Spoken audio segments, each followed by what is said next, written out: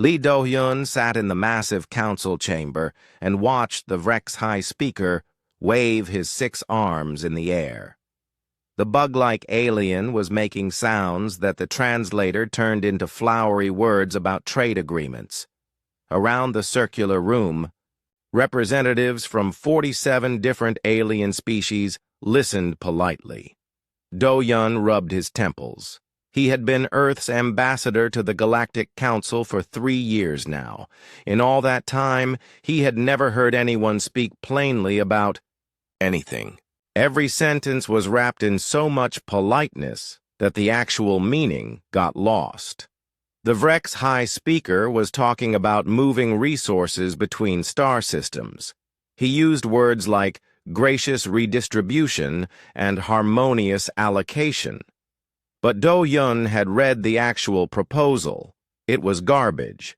Pure garbage that would bankrupt half the outer colonies within 2 years. Park Ji-won, the human linguistics specialist, leaned over and whispered, "The Vrex want us to give them our rare earth metals for basically nothing. They're offering food, supplies that we can already grow ourselves." Kim Hanbin, the military attaché, frowned. "That makes no sense. Why would they think we'd agree to that?"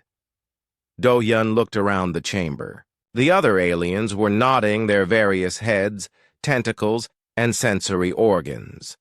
They seemed to think this was a reasonable proposal. How could they not see what was really happening? The High Speaker continued his speech. "We humbly suggest that the esteemed human delegation might find wisdom in considering the beneficial nature of this mutually advantageous arrangement." That was it. Do-hyun stood up. "Excuse me," he said loudly. The chamber fell silent. Every alien turned to look at him. In the 300 years since the council had been formed, no one had ever interrupted a formal presentation. The High Speaker's compound eyes glittered with annoyance. "The respected human ambassador wishes to speak?" "Yes, I do," Do-hyun said. "This proposal is complete garbage." If the chamber had been quiet before, now it was dead silent. Some aliens made shocked noises in their own languages. Others changed colors. A few released chemical signals that made the air filtration system work harder. "You want us to give you valuable metals in exchange for vegetables we can grow in our own dirt," Do-hyun continued. "On top of that, your delivery schedule would put our mining colonies out of business before they could adapt. This isn't a trade agreement. It's economic warfare dressed up in nice words." The High Speaker's carapace turned a darker shade of green. "The human ambassador speaks with unfortunate directness." "I speak with honesty," Do-hyun replied. "Something that seems to be in short supply around here." Councillor Thexmo of the Quellion. Delegation began to glow with angry light patterns. The crystal beings communicated through bioluminescence, and right now, their message was clear even without translation. They were furious. "This is an outrage," Thexmo's translator announced. "The human delegation has violated every principle of civilized discourse. We demand immediate sanctions." Other aliens began to voice their agreement. The chamber filled with clicks, whistles, harmonic tones, and chemical releases. All of them were saying the same thing. The humans had gone too far. Park Ji-won looked worried. "Ambassador, maybe we should—" "No," Do-hyun said firmly. "I'm not going to apologize for telling the truth." Elder Vash of the Calorian delegation slowly stood up. The ancient alien was one of the oldest beings in the council. Her species had been traveling between stars when humans were still living in caves. "I call for recess," she said in her whispery voice. The announcement caused confusion. Formal council. Sessions were never interrupted except for emergencies. "Elder Vash," the Vrex High Speaker protested. "This is highly irregular." "Many things today have been irregular," Elder Vash replied. "I invoke my right as senior council member to call for immediate recess." The chamber began to empty as aliens filed out through various exits designed for different body types. The human delegation remained seated, unsure of what to do. Elder Vash approached their section. Up close, she looked even more ancient. Her pale blue skin was marked with patterns that supposedly told the story of her long life. "Ambassador Do-hyun," she said quietly, "please come with me. Bring your colleagues." They followed her through corridors that most species never saw. The walls here were plain metal instead of the decorative crystals used in public areas. "Where are we going?" Kim Hanbin asked. "Somewhere we can speak freely," Elder Vash replied. She led them to a small room with simple chairs and a view of the stars outside. When the door closed, she seemed to relax. "What you did in there," she began, "was not the first time humans have spoken so directly in council chambers." Do-hyun frowned. "What do you mean?" "I mean, this has happened before. Several times, actually, and every time it has, disaster was averted." Park Jawan leaned forward. "Disaster?" Elder Vash moved to the window and looked out at the stars. "Tell me, Ambassador, what do you know about the Tellurian War?" "I know it nearly destroyed half the galaxy 300 years ago," Do-hyun replied. "What you do not know is that it could have been prevented. A human trader named Oh Myung-soo tried to warn the Council about Tellurian military buildup. He said their diplomatic language was hiding aggressive intentions. The Council dismissed his warnings as crude and inappropriate." Kim Hanbin's eyes widened. "How many died in that war?" 40 billion beings across 17 systems, Elder Vash said, quietly, all because we were too polite to listen to an uncomfortable truth. She turned back to face them. "There have been other incidents. The Great Famine of the Outer Rim, the Crystalline Plague, the Void Walker Crisis. Each time humans spoke plainly about dangers that other species could not or would not see clearly. But why?" Park Ji-won asked. "What makes humans different?" Elder Vash smiled sadly. "That is a question we have been asking ourselves for centuries. Your species seems to be incapable of the diplomatic evolution that all other spacefaring races undergo." "Diplomatic evolution," Do-hyun repeated. "The development of elaborate social structures designed to prevent conflict through careful language. Every species that achieves interstellar travel learns to speak in ways that avoid offense, maintain harmony, and preserve dignity. It is necessary for peaceful coexistence. But it's also dangerous," Kim Hanbin realized. "Extremely dangerous," Elder Vash agreed. "When language becomes so complex that truth becomes impossible to express, civilizations become vulnerable to threats they cannot name." The room was quiet for a moment. Outside the window, a transport ship moved slowly between the stars. "What happens now?" Do-hyun asked.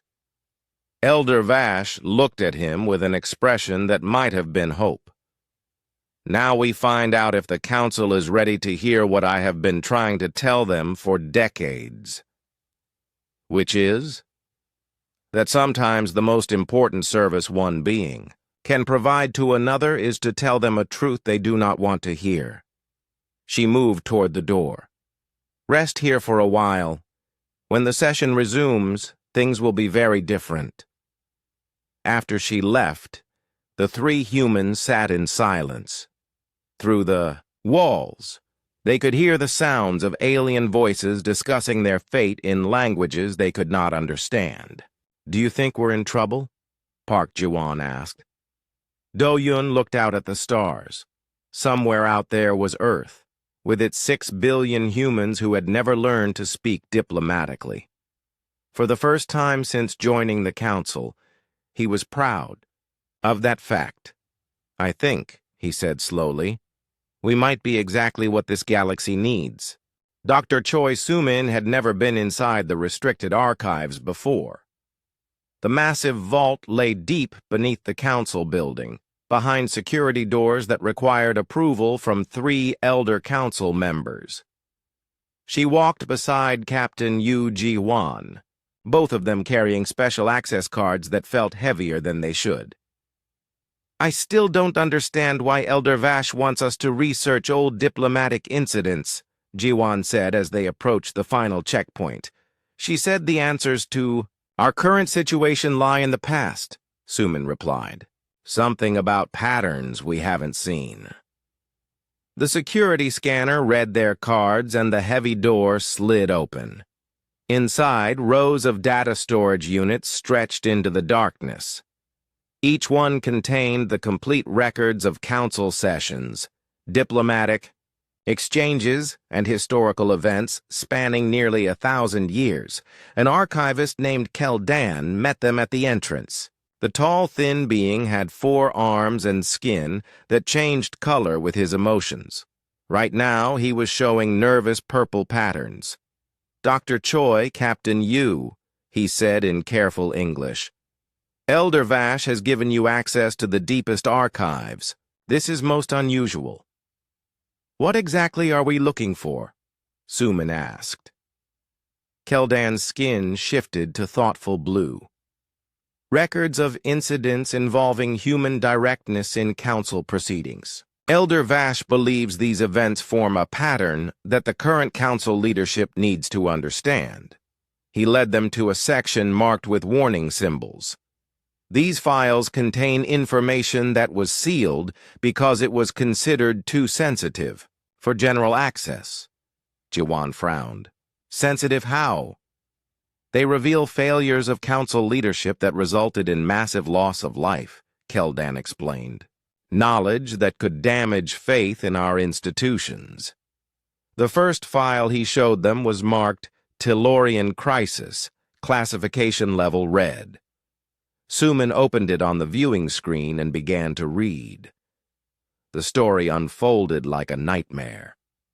300 years ago, the Tellurian Empire had begun expanding aggressively into neutral space.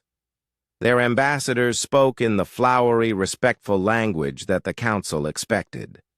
They talked about protective partnerships and cultural guidance, programs for smaller species, but one human trader named Oh Myong-soo had seen through their words.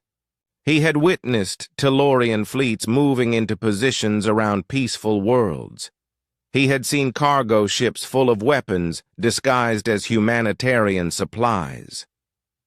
"Look at this," Soo-min said, pointing to a transcript. Myong-soo told the Council directly. "The Tellurians are lying through their teeth. They're preparing for conquest, not partnership." Ji-wan read over her shoulder. "What happened?"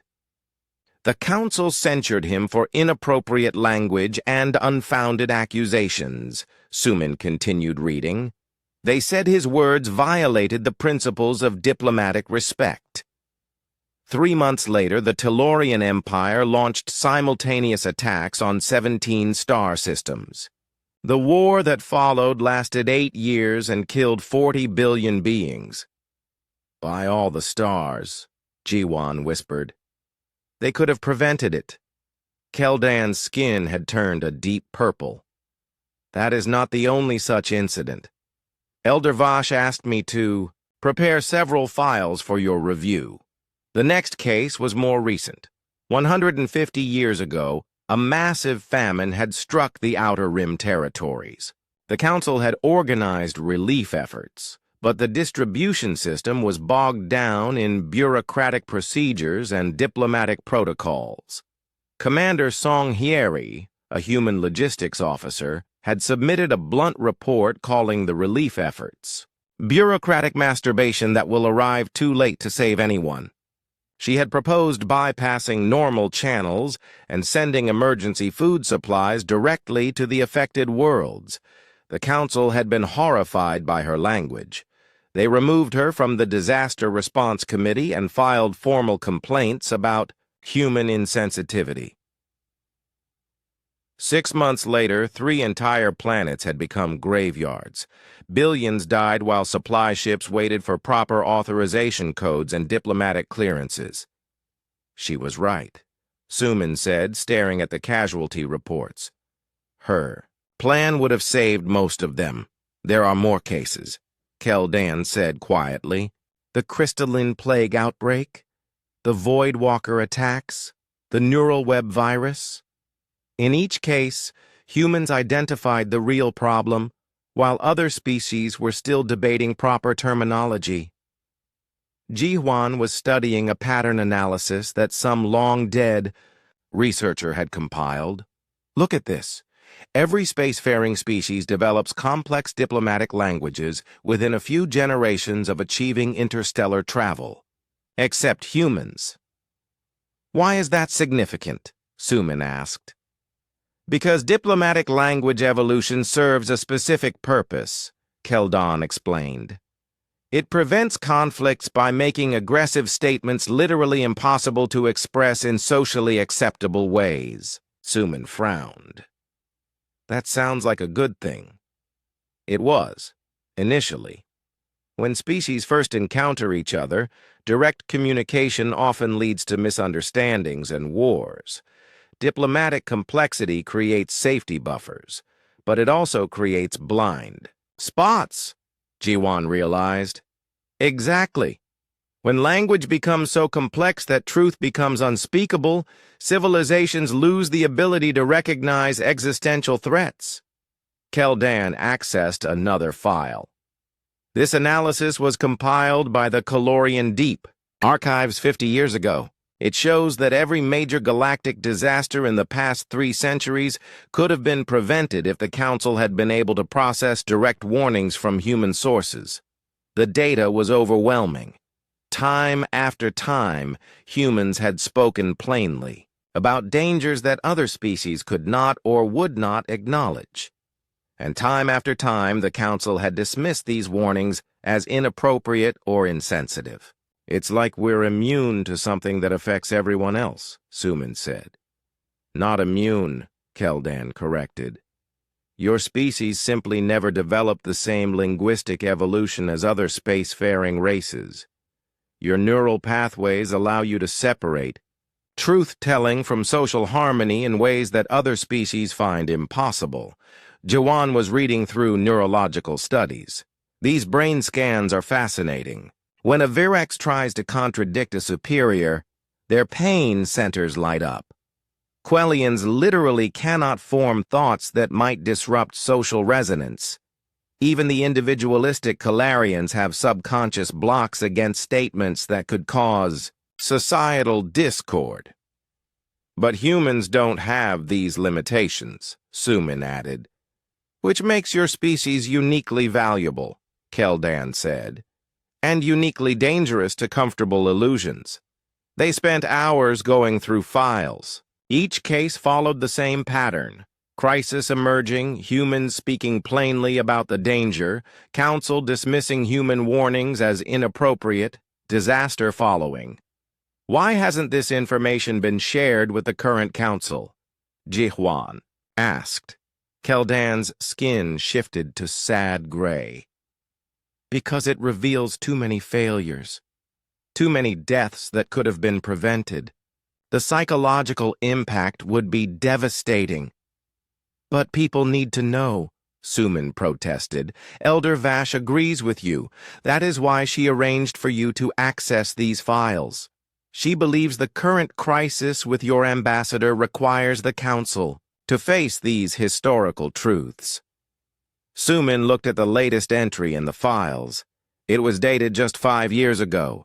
A human mining engineer named Park Dong-yun had warned about structural instabilities in the Centauri station. His report had called the situation a death trap waiting to happen and demanded immediate evacuations. The station administration had filed complaints about his alarmist and inappropriate language.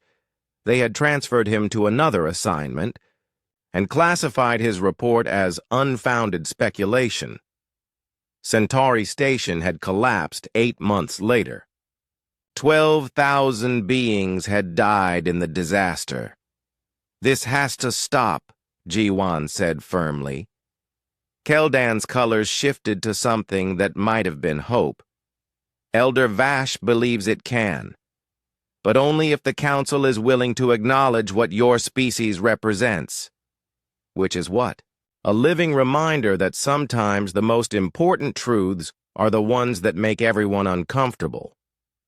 As they prepared to leave the archives, Suman turned back to Keldan. "What do you think will happen when the Council sees this information?" The archivist's skin swirled with complex patterns. "I think your species is about to change galactic civilization forever.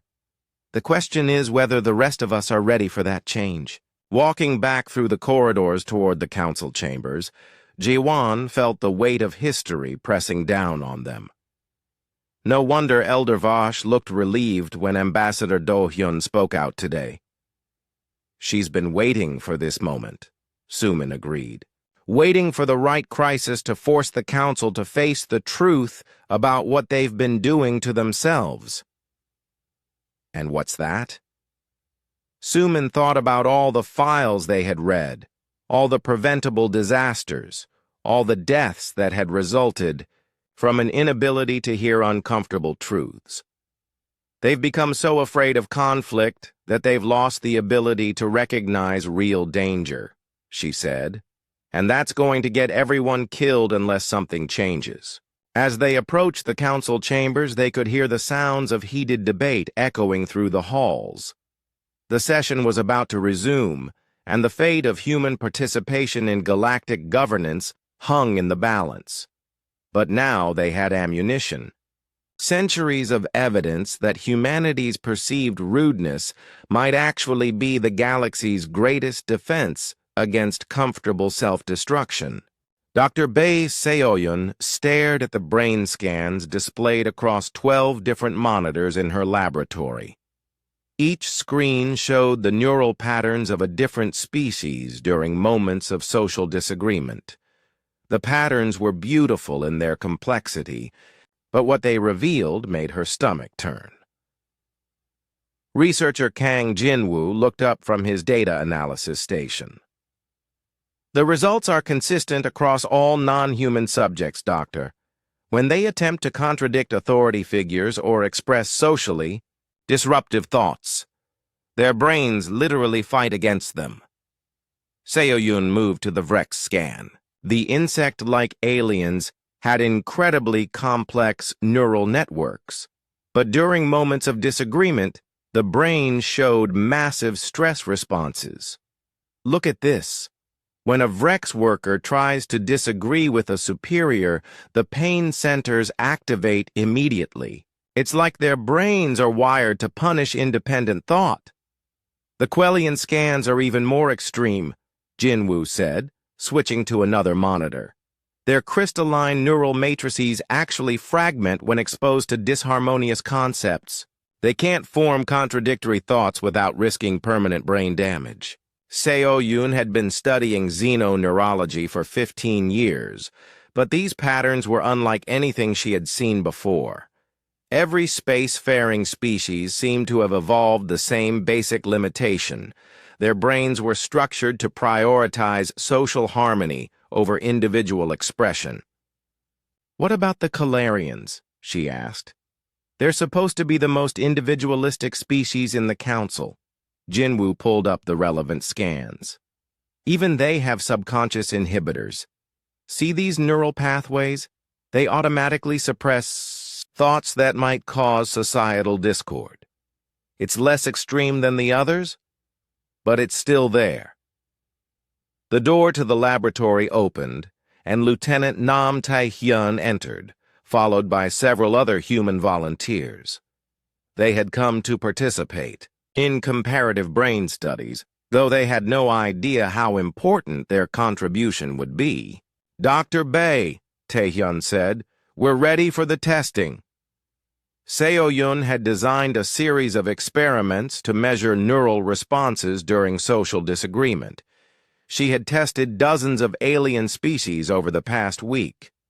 Now it was time to see how human brains compared. "Lieutenant, I want you to observe the following scenario," she began, activating a holographic display. "You are in a meeting with your commanding officer. He proposes a strategy that you believe will result in unnecessary casualties. How do you respond?" Taehyun considered the question. "I would tell him directly that the strategy is flawed and explain why. Even if it might damage your relationship with your superior?" "Especially if it might damage my relationship," Taehyun replied. "People's lives are more important than my career." Seo-yun watched the brain scans as he spoke. Where alien brains showed stress and conflict, Taehyun's neural patterns remained stable. His brain was processing the social implications of disagreement, but those processes were separate from his truth-telling functions. "Fascinating," Jinwoo whispered. "His brain is compartmentalizing social harmony from truth-seeking. They're operating as independent systems." Seo-yun ran the test with the other human volunteers. The results were consistent. Human brains could maintain genuine respect and loyalty for authority figures while simultaneously criticizing their ideas. This ability was completely absent in every other species they had studied. "Let me try something," Seo-yun said. She called up a more extreme scenario. "Lieutenant, imagine your commanding officer is your close friend. You discover that he is planning something that will harm innocent people. What do you do?" "I try to talk him out of it," Taehyun replied without hesitation. "If that doesn't work, I report him to higher authority. Friendship doesn't excuse moral failure." The brain scans showed remarkable stability.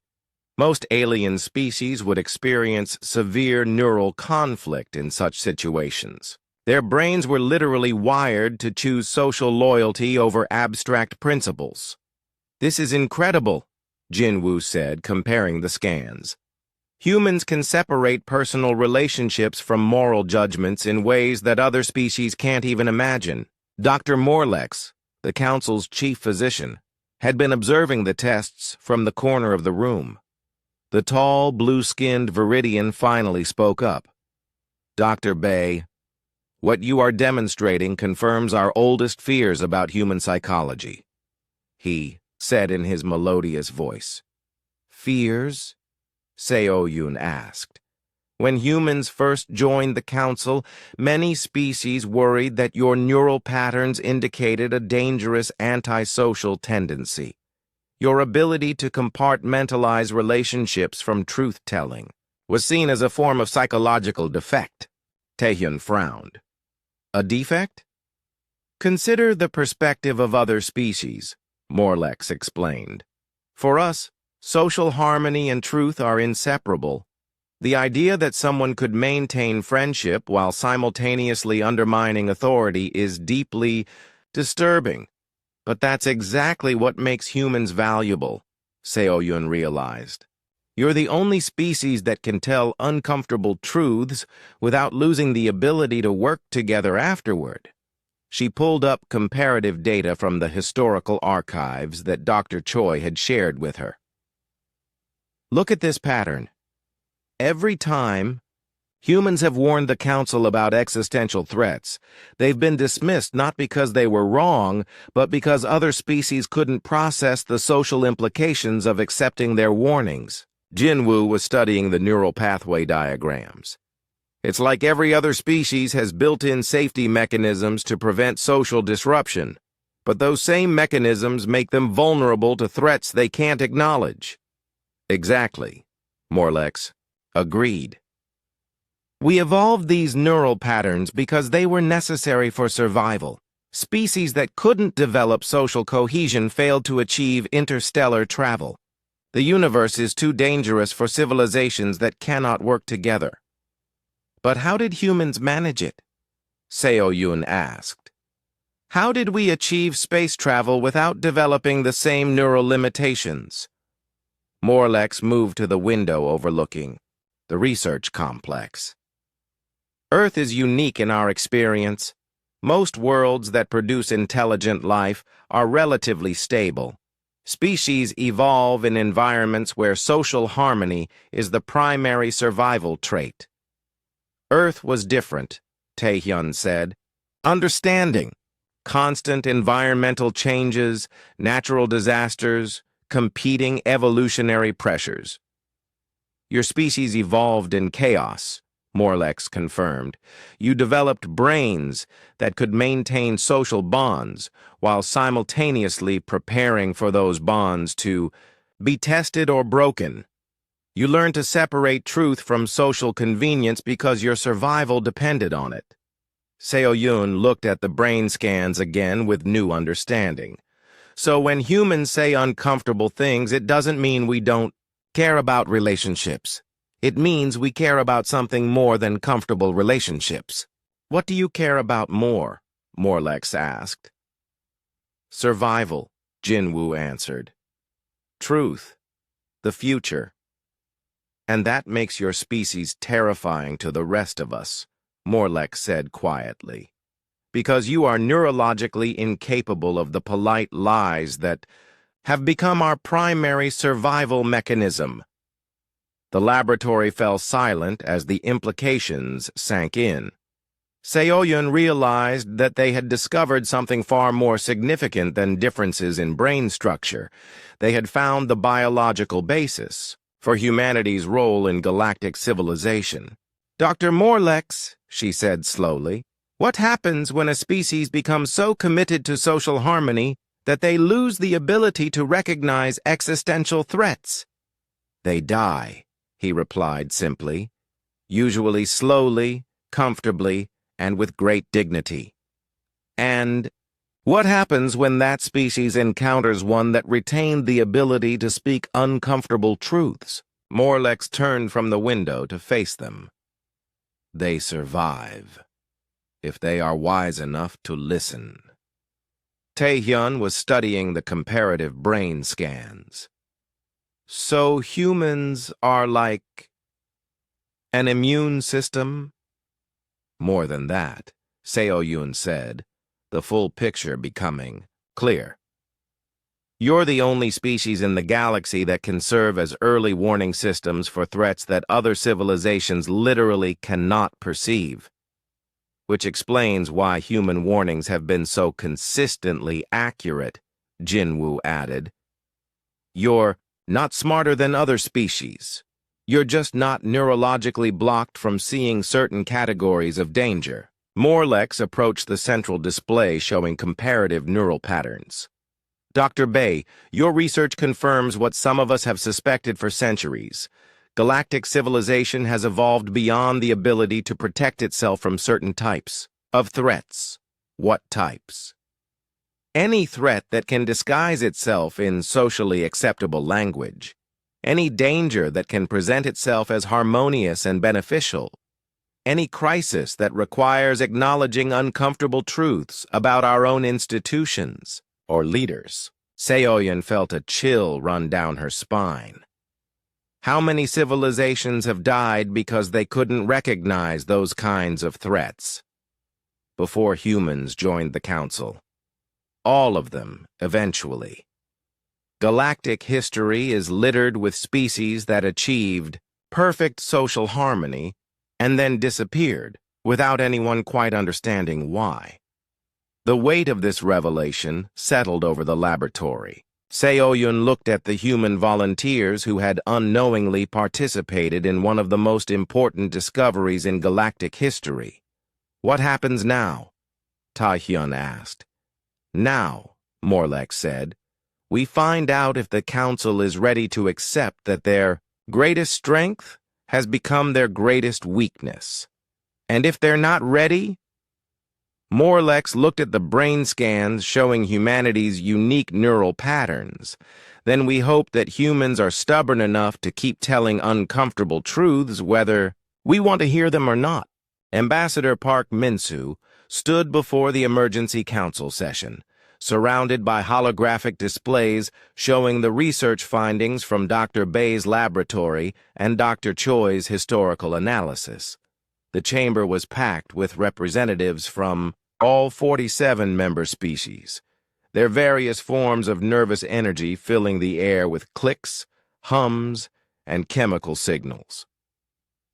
Honorable council members, Park began, the evidence before you demonstrates a critical vulnerability in our galactic civilization. Humanity's directness is not a diplomatic flaw, but a necessary defense mechanism against threats that other species cannot recognize. Counselor Thexmo's crystal form pulsed with skeptical patterns. The human delegation asks us to believe that our greatest strength, our ability to maintain harmony through careful discourse, is actually a weakness. Not a weakness, Park corrected. A limitation, one that has led to preventable disasters throughout galactic history. He activated a display showing casualty figures from the Tellurian War, the Great Famine, and dozens of other crises. 40 trillion beings have died in the past 3 centuries because this council could not process direct warnings about existential threats. The chamber erupted in the alien equivalent of uncomfortable murmuring. Many species had lost loved ones in those disasters, but they had never connected the deaths to diplomatic protocol failures. Elder Vash rose slowly from her seat. The human ambassador speaks truth. I have lived through these events. I have watched us fail repeatedly because, we could not hear uncomfortable warnings. Before the debate could continue, an urgent alarm echoed through the chamber. The central communication array activated, displaying a priority message from the Galactic Monitoring Network. Fleet Admiral Yang Nari's face appeared on the screen, her expression grim. Council Chambers, this is Admiral Yang reporting from the edge of surveyed space. We have made contact with a previously unknown species calling themselves the Hegemony of Zon. The chamber fell silent. First contact with new species was always handled through careful diplomatic protocols that could take months to establish. Admiral, came the voice of Speaker Prime Jolanis. You are to follow standard first contact procedures. No direct engagement until diplomatic channels are established. Understood, Speaker Prime. The Hegemony has already initiated diplomatic contact through proper channels. I'm forwarding their initial proposal now. A new display activated, showing an elegantly written document filled with flowery language and respectful terminology. The proposal requested temporary stewardship of several uninhabited star systems for cultural preservation purposes. Captain Im Hyejin, who served as Yang Nari's intelligence officer, had prepared a detailed analysis of the Hegemony's actual activities. She watched from the flagship's bridge as the council reviewed the polite diplomatic language. Admiral, Hyejin said quietly, their actions don't match their words. Yang Nari looked at the tactical display showing Hegemony ship movements. What do you mean? They've been systematically consuming entire star systems at the galaxy's edge. The worlds they claim to be preserving are being stripped of all resources. There's nothing left but empty space. Back in the council chamber, the debate was already taking familiar patterns. Counselor Rithis of the Gentle Harmonic Species was suggesting the formation of a Cultural Understanding Committee to better appreciate hegemony intentions. Delegate Ewan Moll from the Federation of Peaceful Worlds proposed sending gifts to demonstrate the Council's friendly intentions. Perhaps they simply need to understand our commitment to mutual prosperity. Park Min-soo watched in growing horror as the Council fell into the same trap that had doomed previous generations. The Hegemony's proposal was written in exactly the kind of respectful language that made other species incapable of recognizing the threat. "Council members," he interrupted, "we need to examine their actual behavior, not just their diplomatic language.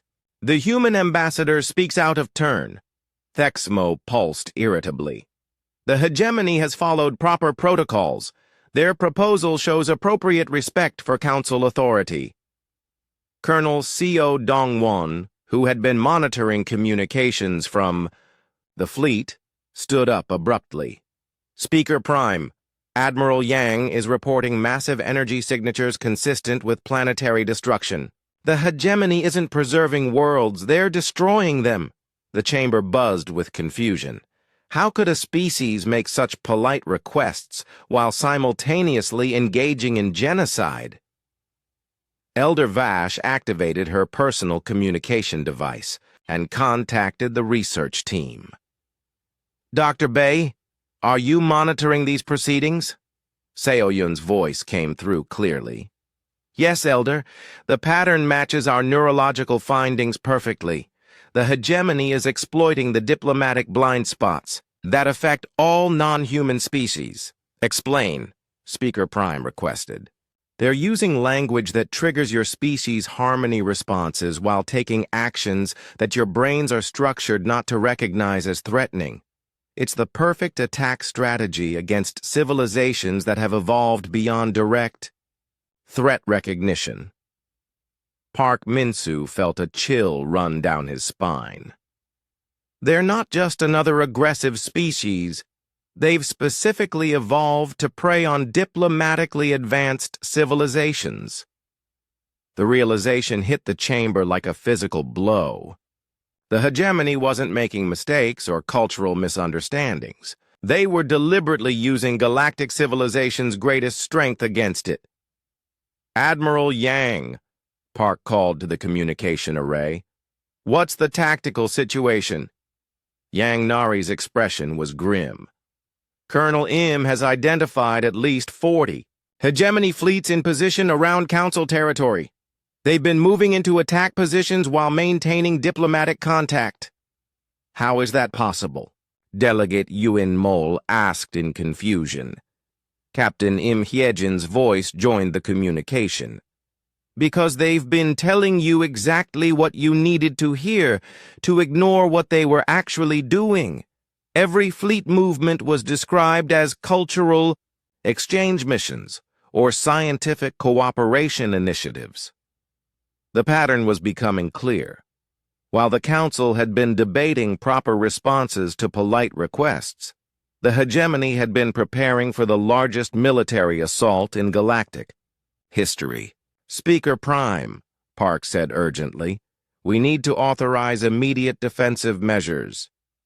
"The human ambassador suggests military action based on speculation," Thexmo protested. "The Hegemony has made no direct threats." "They don't need to make direct threats," Colonel Seo replied. "They're exploiting your inability to recognize indirect ones." Elder Vash was studying the tactical displays with growing alarm. "How long until they're in position for full assault?" "Based on current movement patterns," Yang Nari reported, "approximately 72 hours. The chamber erupted in panic. 72 hours was not enough time for the Council to organize a proper defensive response through normal diplomatic channels. "We must form a committee to study appropriate responses," Councillor Rithes suggested desperately. "We need to establish cultural exchange protocols," Delegate Yuen Mol added. Park Min-soo watched in disbelief as the Council began to do exactly what they had always done: respond to existential threats with diplomatic procedures that would take weeks to implement. "Council members," he said loudly, You're about to die because you can't stop being polite long enough to recognize that someone is trying to kill you. The blunt statement cut through the diplomatic chatter like a knife. For a moment, the chamber was completely silent. The human ambassador speaks with inappropriate directness, Thexmo began. The human ambassador speaks with necessary clarity, Elder Vash interrupted. And unless we listen to him, the hegemony will destroy our civilization while we debate proper terminology for genocide. The communication array activated again. This time, it was Admiral Yang with urgent news. Council chambers, we're receiving distress signals from 3 council worlds. The hegemony fleets have begun their attack. The chamber filled with shocked responses in dozens of languages. The polite diplomatic contact had been a cover for invasion forces that were already in position. Park Min-soo looked around at the panicked alien representatives. The question now is whether you're going to keep following diplomatic protocols while your worlds burn, or whether you're going to let us help you survive. The crisis had arrived exactly as the research had predicted. The only question was whether galactic civilization would overcome its own neural limitations in time to mount a defense. In the communication array, Yang Nari's voice carried grim urgency. Council chambers, we need authorization for immediate military response. The hegemony fleets are moving toward the core worlds. The moment of truth had arrived. Either the Council would find a way to process uncomfortable reality, or the galaxy's greatest civilization would die from terminal politeness. The emergency klaxons echoed through the council chamber as Fleet Admiral Yang Nari's face filled the communication screens. Behind her, the bridge of her flagship showed red alert status and frantic activity. Council chambers, I'm receiving simultaneous distress calls from Kepler-7, New Harmony, and the Centauri colonies, Yang reported. Hegemony fleets are conducting systematic orbital bombardments. Estimated casualties are already in the millions. Speaker Prime Jolanis looked around the chamber desperately. We must convene an emergency diplomatic committee to address this crisis through proper channels. Ambassador Kim Woo-jin stood up slowly. The veteran diplomat had served Earth for 30 years and had never spoken harshly in official proceedings. But as he looked at the tactical displays showing entire worlds under attack, something changed in his expression. Speaker Prime, he said in a voice that carried across the chamber, we're done. The simple words cut through the chaos more effectively than any alarm. Representatives from 47 species turned to look at him. Done with what, Ambassador? Jolanis asked. Done playing word games while people die, Kim replied. Done pretending that diplomatic politeness matters more than survival. Done watching this council enable genocide through bureaucratic paralysis. Counselor. Thexmo's crystal form pulsed with outrage. The human delegation speaks with The human delegation speaks with honesty, Kim interrupted. Something this council hasn't heard in centuries. He activated his personal communicator.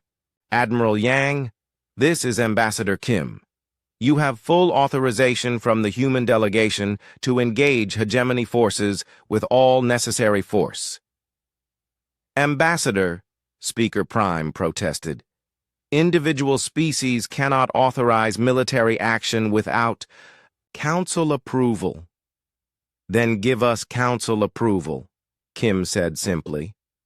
Or we'll withdraw from this organization of professional enablers and handle the hegemony ourselves. The chamber erupted in shocked voices. No species had ever threatened to leave the council during an active crisis. Elder Vash rose from her seat, her ancient voice somehow carrying over the noise. Silence, she commanded, and the chamber obeyed. Council members, she began.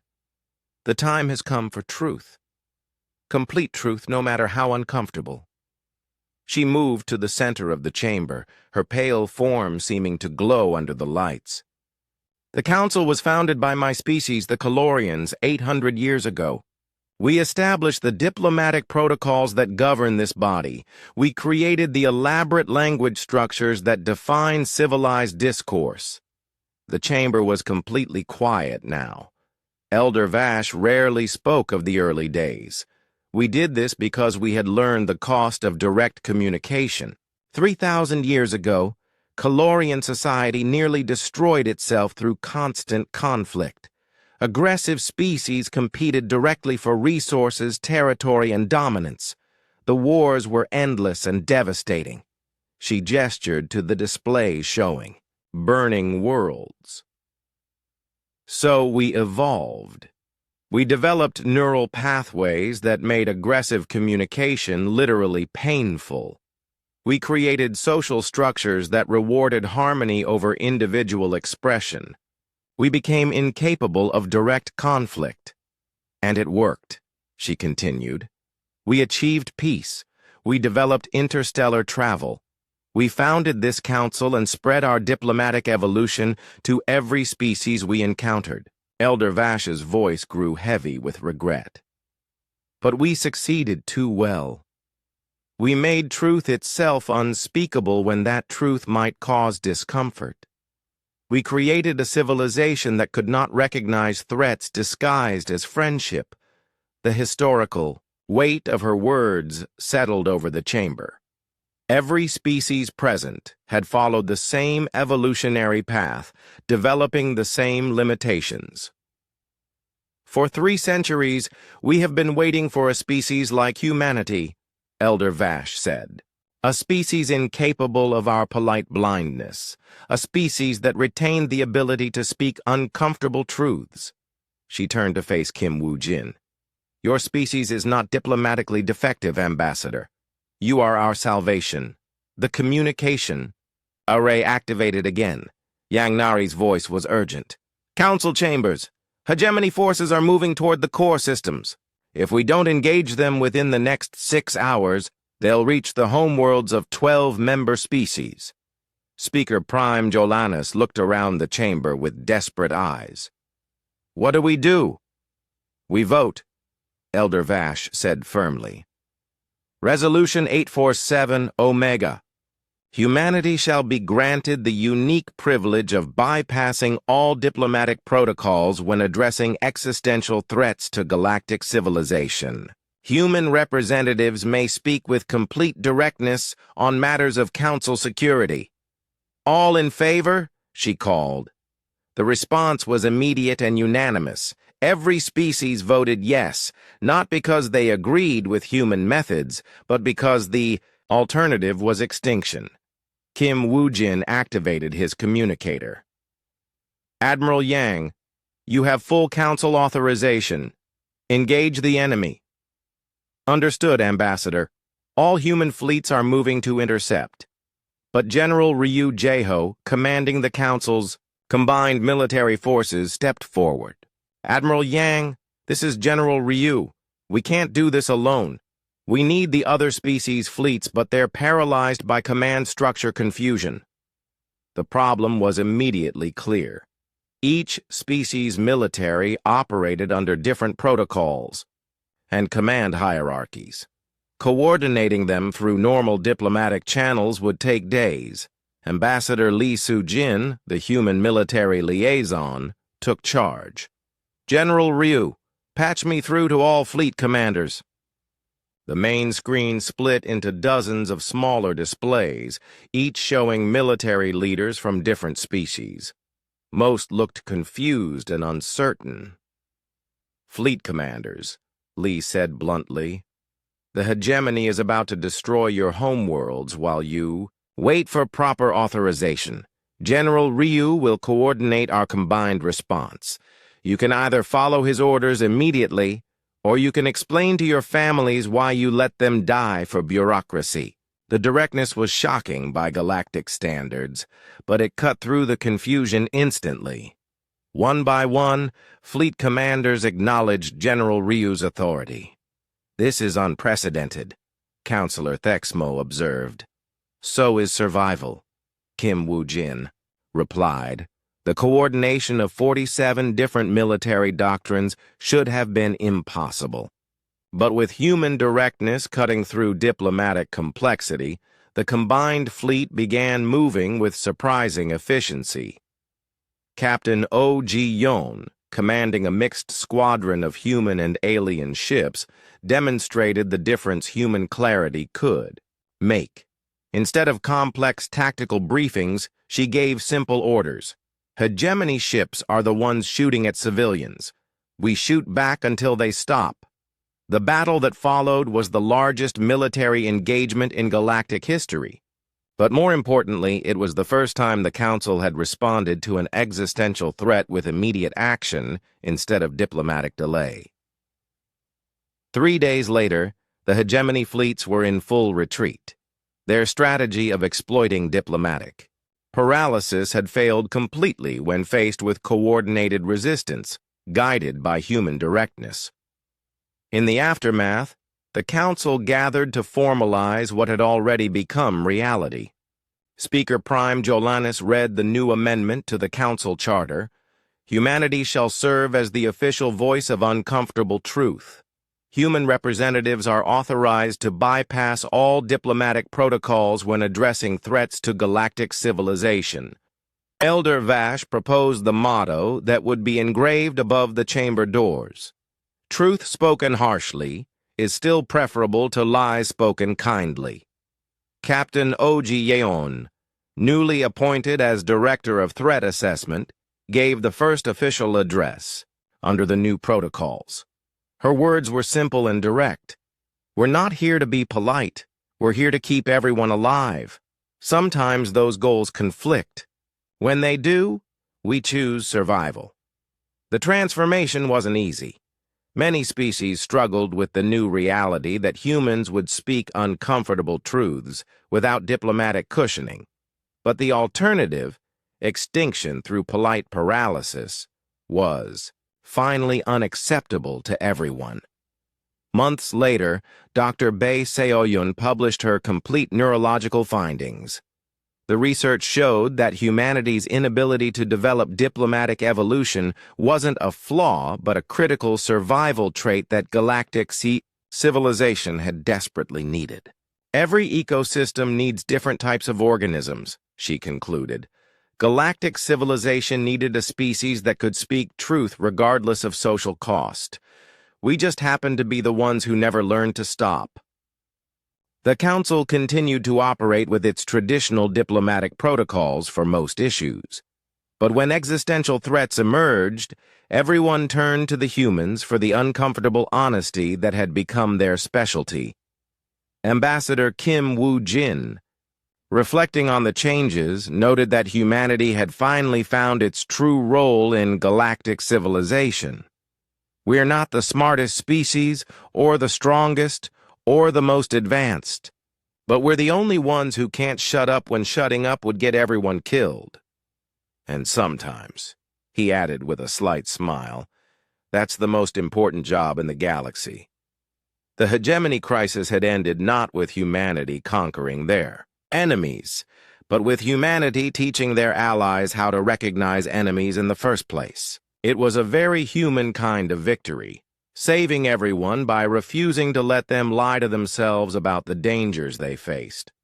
In the end, the galaxy learned that sometimes salvation comes not from the species that speaks most beautifully, but from the one that refuses to speak beautifully when the universe is burning.